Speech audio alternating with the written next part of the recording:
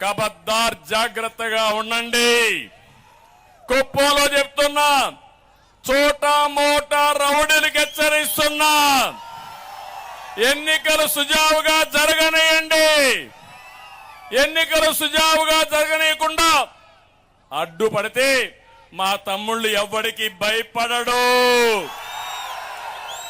ఏం తమ్ముళ్ళు భయపడతారా మీరు? సైకిల్ స్పీడ్ పెంచండి. అడ్డొస్తే పచ్చడి పచ్చడిగా తొక్కుంటా వెళతాం కానీ ఎవరిని వదిలిపెట్టాం.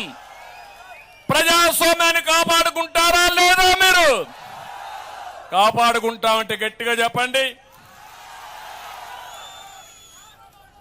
మీరు చూశారు, ఎన్నికలు వచ్చాయి. మొన్నే ఈ ముఖ్యమంత్రి సైకో ముఖ్యమంత్రి అందరి నీవా నీళ్లంటూ హంగామా చేశాడు. చేశాడా లేదా?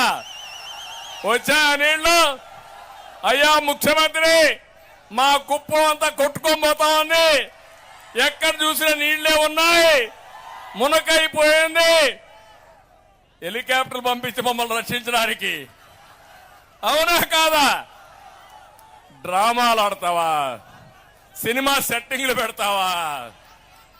నీళ్లు ఎక్కడి నుంచో తెచ్చారు, గేట్లు ఎక్కడి నుంచి తెచ్చారు, గేట్లు పెట్టారు, నీళ్లు ఎత్తారు. ఈయన వెళ్ళాడు, తెల్లవారితో గేట్లు తీసుకుపోయారు. మన తమ్ముళ్ళు ఆ కాలువలో నీళ్లు లేకపోతే నేరుగా పోయి కాలువలో కూర్చొని జగన్ జలగా రా, ఇక్కడికి మా కుప్పంలో నీళ్లు రాలేదని నిరసన తెలియజేశారు తెలుగుదేశం తమ్ముళ్ళు. సిగ్గుందా నీకు ఇప్పుడు రావడానికి? నియోజకవర్గానికి అర్హత ఉందా రావడానికి?